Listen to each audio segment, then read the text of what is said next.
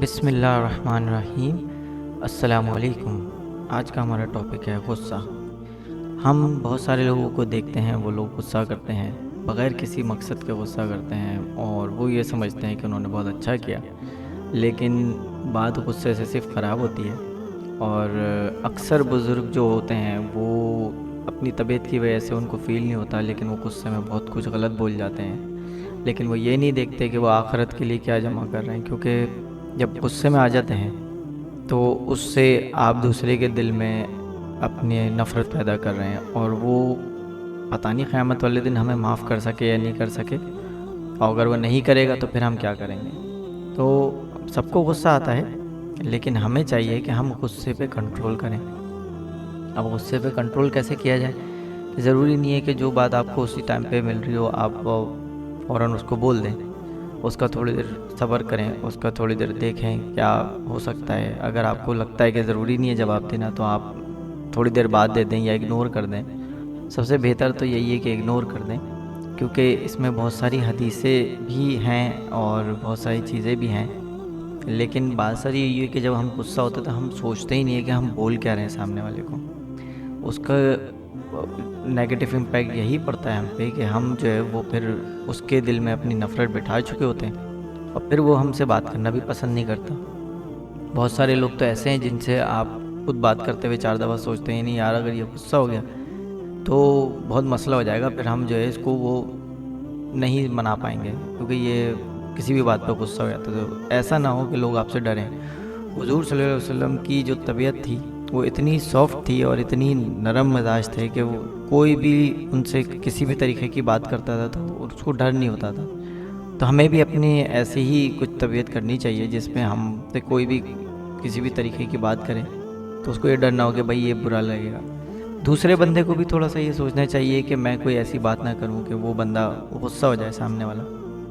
اچھی بات کریں۔ اگر آپ کو لگتا ہے کہ ایک بندہ ایک چیز سے چڑھتا ہے تو ہمیں اس پہ صبر کرنا چاہیے، اس کی بار بار وہ بات نہ کہیں اور اس کی وہ چڑ نہ بنائیں۔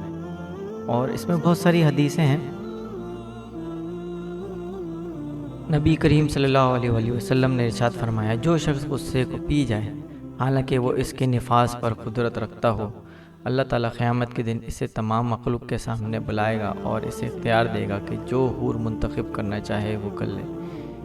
تو اس سے ہمیں یہ ثابت ہوتا ہے کہ اگر ہم غصے پہ اپنا کنٹرول کریں، اور اب کبھی کبھی ہمارے پاس اختیار ہوتا ہے کہ ہم اس کو جو ہے وہ دوسرے کو سزا دے سکتے ہیں، لیکن اس کی مطلب یہ نہیں ہے کہ ہر دفعہ ہی کسی کو سزا دی جائے۔ اگر آپ کو لگتا ہے کہ بغیر سزا کے بھی کام چل سکتا ہے یا بغیر غصے کے بھی کام ہو سکتا ہے تو آپ وہ راستہ اپنائیں تاکہ قیامت والے دن اللہ تعالیٰ جو ہے آپ کو بہت ساری چیزوں سے نوازے۔ حضرت عبداللہ بن مسعود رضی اللہ تعالیٰ عنہ کہتے ہیں کہ رسول اللہ صلی اللہ علیہ وسلم نے ارشاد فرمایا تم لوگ پہلوان کس کو شمار کرتے ہو؟ لوگوں نے عرض کیا کہ اس کو جسے لوگ پچھاڑ نہ سکیں۔ آپ نے فرمایا نہیں، بلکہ پہلوان وہ ہے جو غصے کے وقت اپنے نفس پر قابو رکھتا ہے۔ تو ہمیں یہ حدیث سے یہی معلوم ہوتا ہے کہ ہمیں غصے کے ٹائم بہت کنٹرول کرنا چاہیے۔ بہت سارے لوگ یہ بولتے ہیں بھائی بہت غصہ آ گیا تھا، بہت میں کیا کروں، تو اس غصے کو ہمیں کنٹرول کرنا چاہیے۔ اسپیشلی ہم جو ہے وہ اپنے گھر کے بڑوں کو دیکھتے ہیں کہ وہ غصے میں ہوتے ہیں اور وہ پھر یہ سوچتے نہیں کہ دوسرے بندے کو کیا کہہ رہے ہیں، تو پھر اس سے ان بزرگ سے بہت سارے لوگ کتراتے ہیں کہ بھائی ان سے نہیں ملو تو زیادہ بہتر ہے، کیونکہ اس سے تو پھر ہمیں دکھ ہی ملے گا۔ کیونکہ آپ کی جب ان بزرگ کے خلاف کوئی بات ہوتی ہے تو اس سے ہوتا کیا ہے کہ وہ بزرگ فوراً غصہ ہو جاتے ہیں اور وہ پھر سوچتے نہیں ہیں، دھیان نہیں دیتے کہ وہ کیا بول رہے ہیں۔ وہ غصہ تھوڑا بہت کر سکتے ہیں، لیکن اس میں تھوڑے سے پیار لے آئیں یا اس میں تھوڑی سی مٹھاس لے آئیں، یا تھوڑا سا آپ تھوڑی سی بات بول کے چپ ہو جائیں۔ ضروری نہیں ہے کہ A to Z آپ نے سب کچھ اس میں بولنا ہو۔ ایک اور حدیث ہے، حضرت اسلم رضی اللہ تعالیٰ عنہ نے کہا، حضرت عمر بن خطاب رضی اللہ تعالیٰ عنہ نے کہا اپنا پیار مکمل جنون نہ بننے دو، اپنا غصہ تباہی نہ بننے دو۔ میں نے پوچھا یہ کیسے ہے؟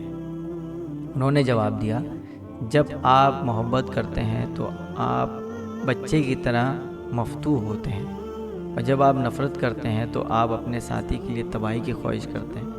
اور یہ بالکل سچ ہے کہ اگر جب ہم کسی کے لیے محبت رکھتے ہیں تو ہم اس کے لیے وہ جو بولتا ہے ہم اس کی وہ بات سن لیتے ہیں، جو وہ کرتا ہے ہم اس کو دیکھتے ہی نہیں کہ وہ صحیح ہے غلط ہے، ہم دوسرے سے اس کی خاطر لڑ جاتے ہیں، لیکن ہمیں یہ صحیح اور غلط ہمیشہ دیکھنا چاہیے۔ یہی سیم چیز ہم جب کسی کے ساتھ ناراض ہو جاتے ہیں تو ہم اس کی ہر وہ بری بات جو ہے جو ہمیں پتہ ہوتی ہے ہم دوسروں کو بتانا شروع کر دیتے ہیں، دوسروں کو ہم یہ بولتے ہیں کہ بھائی یہ تو ایسا ہے، یہ تو ایسا ہے۔